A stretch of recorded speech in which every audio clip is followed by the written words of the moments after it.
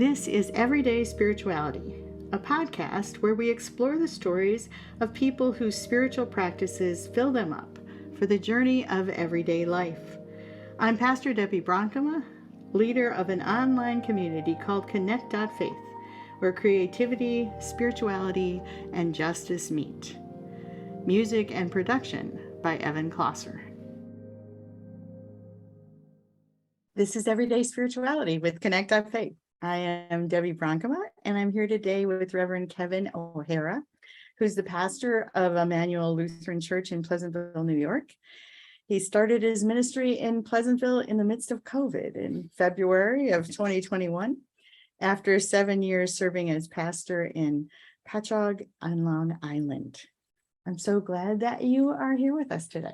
I am so glad to be here with you and to be learning a lot about internet in the ways that we connect with each other and talk to each other. Podcasting has become such a big thing, especially during the pandemic and nowadays. And so this is my first podcast. So you can let me know how I do at the end by sending your, no, okay. Welcome. We're so glad that you're here. And it's been really great getting to know you since you moved here in person, where most of the people I'm meeting these days are not in person. It's been really fun to get to know a new person across the town. Absolutely. And what a great community Pleasantville really is. I mean, the cooperation between all the interfaith groups here and the town themselves, the people who just walk around and seem to be filled with joy and cheer and kindness. I love being here. That's Absolutely. awesome. I'm so glad that you've been welcomed well into the town. That's great to know. How hard was it to come here during COVID when you couldn't actually connect with people? I mean, early on in COVID, really, when things were still shut down. How did you do that? How did you find ways to connect? Great question. It was hard. One thing that's absolutely true is that COVID has changed everything. When I first got to this congregation, we had congregation members who still don't communicate by email or anything like that. And with a series of transitions that happened in the church, they were feeling left out, and understandably, because they didn't know what was going on with all the changes in the worship cycle and the worship times, and whether the church was open or not on a given Sunday, or whether we were worshiping outside or inside. So that's been a huge challenge. And, and we have people in our congregation that are still living with the effects of COVID. So whether they have immune systems that are weakened for whatever reason from various other illnesses or diseases, or they're living in fear because COVID is still an illness that can cause death and severe complications that we're still learning about. Everybody's been kind of trying to figure out what is appropriate for them. Now, where it gets to be incredibly hard is that the congregation then assumes that if it works for me, it works for everybody else. And so there are people in the congregation who are, quite frankly, very fine with not wearing masks at all and coming to church every Sunday and meeting me and being there. And that's been fine. But the best ways that I've been able to connect with people, I think, is not through necessarily the big gatherings, but either using Zoom, which has changed the world also during this pandemic, seeing them in person on Zoom, or meeting them one-on-one or two-on-one or small family gatherings, and just getting to know them better that way. Now, that being said, I haven't even gotten to the fullness of my congregation yet. So we're still living in these effects. Yeah. I would be sure that most of the congregation I would have visited already in person within the first couple of months, just because that's how our protocols are set up. You have a celebration, everybody's invited, everybody's excited to come. People who haven't been in church for 5 years suddenly show up, but that's not happening here. And so, yes, our community it's still taking a while. We're getting there. So part of what I usually talk to people about on this podcast is where your journey started. How did you start to be a person of faith? Was it a childhood thing for you? Was it young adulthood? Where did you become somebody that followed faith? Absolutely. So I've got to say, at first, I was not impressed with faith at all. I was born and raised in the Lutheran Church my whole life. My father's Catholic, my mother is Lutheran. I always tell people my mother won when my brothers were born, that they decided that they were going to take the children to the Lutheran Church and have that catechesis process through the church. And so I will say that, I deeply respect the Catholic background my family has. I love Celtic Christianity, but I really am made to be Lutheran. I mean, there was just something about it. But that being said, I wasn't really a firm believer growing up. In fact, the pastor of that church I grew up in and I sometimes didn't see eye to eye. I was an Eagle Scout, or I am an Eagle Scout. And the project that we were doing was putting in a bird sanctuary. And at one point, the pastor and I didn't see eye to eye on that project. And there were a few other times where it just seemed like there was something here. And so it really turned off my faith, and it turned off me from ever even wanting to pursue any kind of religious background. When I went to college, I spent a year just kind of on my own before realizing that there was something missing, and that big component was faith. I will also say, though, I'll back up just one moment to when I was in 9th grade. And this is why I get the nickname Hollywood O'Hara. That's So a great nickname. So in 9th grade, it was Ash Wednesday, and we were in church worshiping. And of course, in 9th grade, this is not the cool thing to do. But my family was there, and we were coming back from communion. And I grew up in a church that, you sit quietly. There's no sound, not even a cough coming from anybody in the congregation throughout the whole worship service. I mean, it was one of those kind of things, like you just felt that there was a holiness in the quiet that worked for that congregation. And I was walking back to my seat, and again, 9th grade, and I heard my name, just Kevin. And I look around and I'm thinking, who is breaking the silence in this moment? And of course, nobody was looking at me. Everybody was looking either down on their laps, because this is during communion. And so they're either praying or they're walking up to the altar to receive communion, and thinking to myself, well, this is completely bizarre. So we go home that night, and my brother decides to put on a CD, when CDs were actually a thing. And it was the first time I heard contemporary Christian music, and I just fell in love with it. And I thought, this was a divine moment. God was calling me to be in the church, and I am to, because I play the piano, I am to play the piano and the keyboard and lead this church in a new way. Well, of course, you get that kind of ego about you. One, you realize you're really not that good of a piano player. And two, the pastor, and probably that's one of the reasons the pastor and I had some falling out. So I didn't really pursue this at all after that moment. Went to college and was trained as an elementary ed teacher. I really thought that this was going to be my profession my whole life, ever since I was in 3rd grade, and inspired. Really? But this was also the time of the No Child Left Behind policy. And my view of the world is just a little different. And I remember sitting down with my cooperating teacher, and it was like the second week. She said to me, she's like, you're a great teacher, and you excite so many kids, but you're not going to be a teacher in the school district. And I was like, well, that's a hard thing to say. And she's like, no, you're going to walk out of this with perfect A's. You're not doing anything wrong. I just see that there's something that you're wrestling with here, and I can see it. And sure enough, my view of the world is just everybody's so different. Everybody's made so uniquely that to have a standardized anything was really troubling to my own psyche.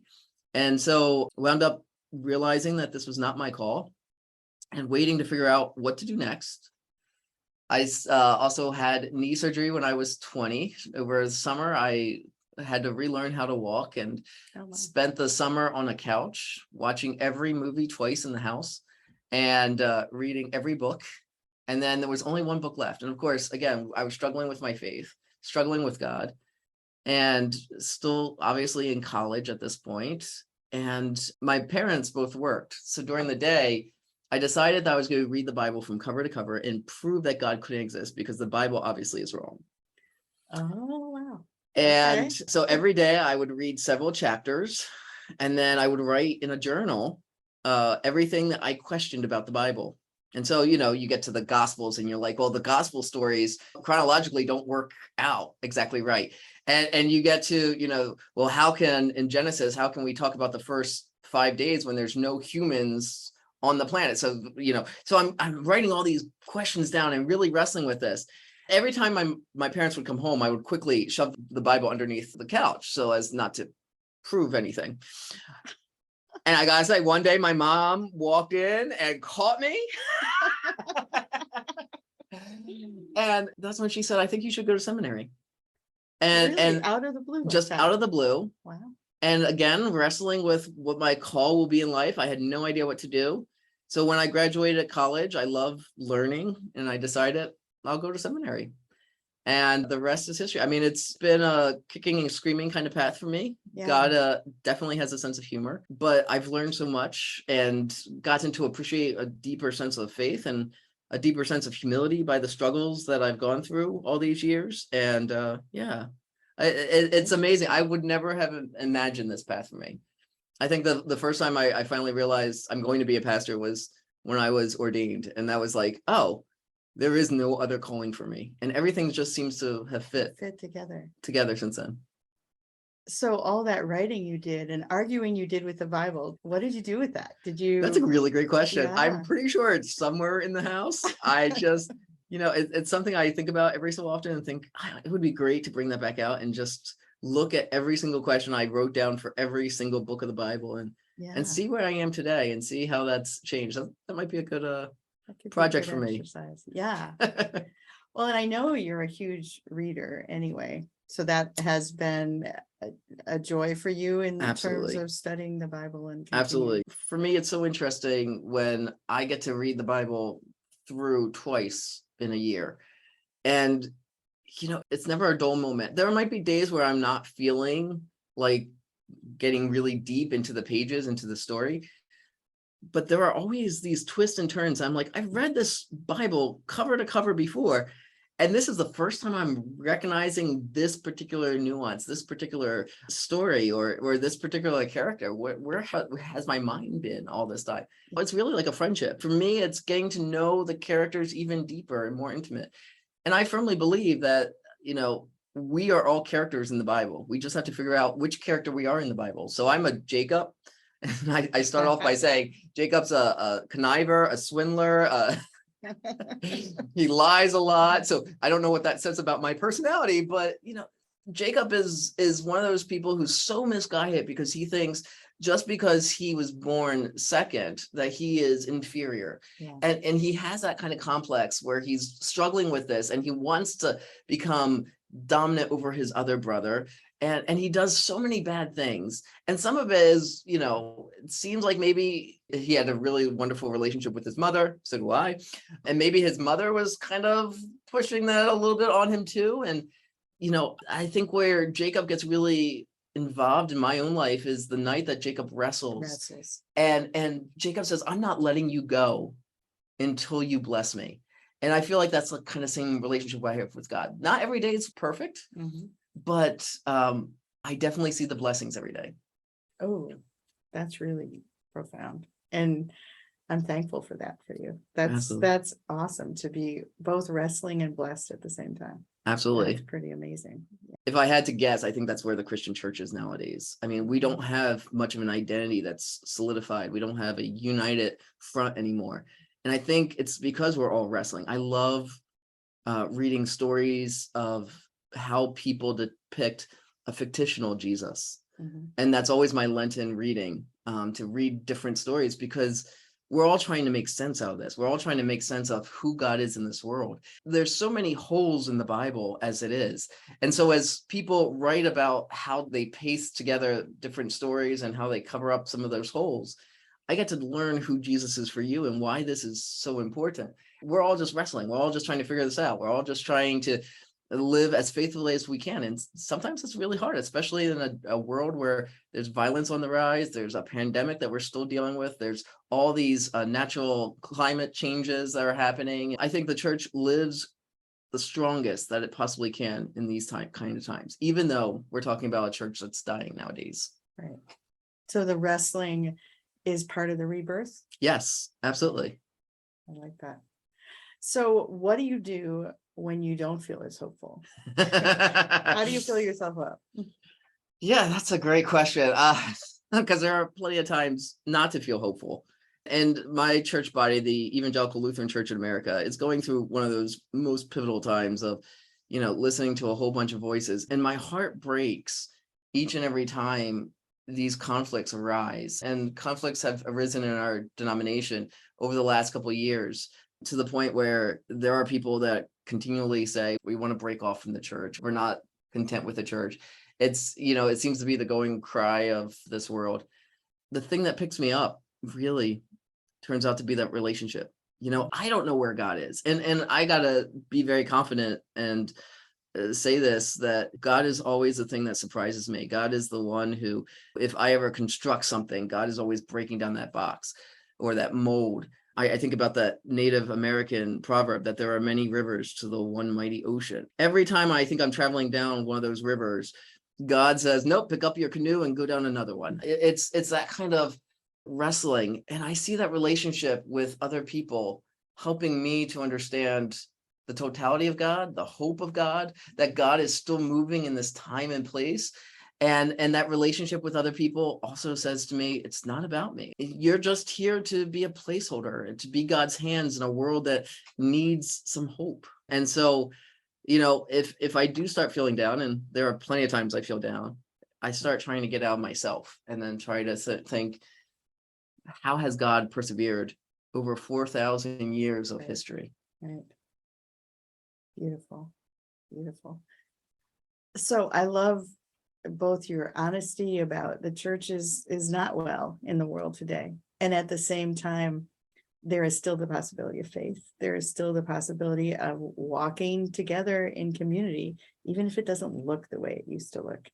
Do you ever wonder what it might look like in the time? future? All the time. I'm on the candidacy committee for our denomination. And that's one of the hardest roles I've ever had to do. I mean, people are coming and they're thinking outside the box, or they're living outside the box. The ELCA has the structure of, this is who we want as our pastors, but that structure is eroding with the demands on people's lives nowadays. It's not working the same way that it used to. A 3-year seminary program plus a 1 year of internship that you can uproot to anywhere in the world doesn't work so well for second career people or people with young families and a spouse that's grounded in that community that you live in. And so there's all these questions that come up and challenges that come up. There are people who are Pentecostal in nature and they have gifts. One of my great friends from Ohio was a Pentecostal Lutheran pastor. And he struggled with that call every single day. And the pandemic, unfortunately, really solidified for him that this was not his time and place, unfortunately. But I still think he has a wonderful gift to offer to the church. So yeah, the struggle is real. The struggle is active. I think it's definitely gonna look different. I think that there are gonna be churches that survive with buildings, but not all churches will survive with buildings. I think that what's going on is the great pruning sounds a little harsh. Definitely what I see in congregations that I get to be involved with is this leadership that's rising. Before they kind of were like, I'm on the sidelines, I'm not really active, I'm not really a part of this church. I'm seeing people really step up and say, oh my gosh, there is a place for me. As Frederick Buechner would say, where our passions meeting the world's greatest needs is where God is calling us. There are great needs within the church all the time. And so I do think, there might be more churches that are outside of public buildings. There are going to be churches that are meeting certain needs in each and every community that's going to be very specific to that community. I mean, it looks a lot like it is now. And quite frankly, it might not be as institutionalized as it is today. That might very well be. And I'm an institutionalist, so that's a little scary for me. But I do think all these different ways of change in our church is God saying, hey, trust, everything's going to be okay. Okay. So it's sending us in a new direction, and our role is to trust and follow that new direction. Absolutely. Yeah. Not knowing where we're going, but only that the Lord's hand is carrying us and strengthening us. So is there anything else you'd like to share with us today? I think the biggest thing for all of us is we need to find new friends and get over our own church identities, especially in the Lutheran Church. This is the month of October. So at the end of this month, we're going to be celebrating Reformation Day, which is always this grand moment in the church. I'll be careful not to say celebration. It's more of a commemoration. I've been told that several times, but I'm not sure the church body sees the difference between commemoration and celebration. We had 500 years of recognition of the 95 Theses only a few years ago, and that was a huge event for our denomination. And even still to this day, I continue to hear people who say, well, I am firmly Lutheran. And when you ask them, what does it mean to be Lutheran? They will say, well, I'm Christian. And they won't be able to elucidate the kind of theological conundrums that Martin Luther was facing 500 years ago. This day and age, we're more alike than we're different. And it is important for us to recognize that the differences are unique in each community, but the differences also are what hold us together. And that's why I'm so excited to always be working with other clergy of other Christian denominations and also our interfaith communities. I remember after the Pittsburgh shooting, our church reached out to the local synagogue in Patchogue. And we said, what can we do to help you? Because this is horrible. And I even said to them, I was so changed by the Pulse nightclub shooting in Florida because that was an LGBTQ community. And that rocked my world. And I remember changing the whole sermon that Sunday morning. And so reaching out to the synagogue down the street, and they said, we just need you to be present for our memorial service. And I was honored to be there. And then they said, can you say a few words? And I had no idea what to say. And the Holy Spirit moves in wonderful ways. And turns out that I quote it from Ruth, that where you go, I will go, your God will be my God. And where your people are buried, there I will be buried also. And I said, that's the sacred vow that we're all taking this day. Our church and this synagogue together, we are not going to leave each other alone. And it was just the start of a beautiful friendship and relationship. And so I'm hoping that as we continue to go down this road, that Christianity can continue to open themselves up to asking questions about, is my heart big enough? Is the love of Jesus big enough to allow me to welcome others who I don't understand, and then to be inspired and changed by those relationships as well. Oh, that's beautiful. Thank you for that. Absolutely. Thank you for that. So if people want to know more about you, where can they find you? So a whole bunch of people have already Googled me. Good luck. So absolutely. You can always check out our website at the church, emmanuelelc.org. We're hoping to update that a little bit more in the next few weeks alone, as we are facing some staffing transitions. So we will have to update that. But on there are all the ways that you can contact me if you have any other questions. And otherwise, feel free to Google, because that's what people do nowadays, right? That's right. That's exactly right. That's exactly right. So this has been Everyday Spirituality with Connect Faith. Thank you to Kevin for joining us today. You can find us at all the places that you regularly subscribe to podcasts. And if there's someone you know that might like to hear the stories you've heard, please feel free to share. Thank you so much. Thank you.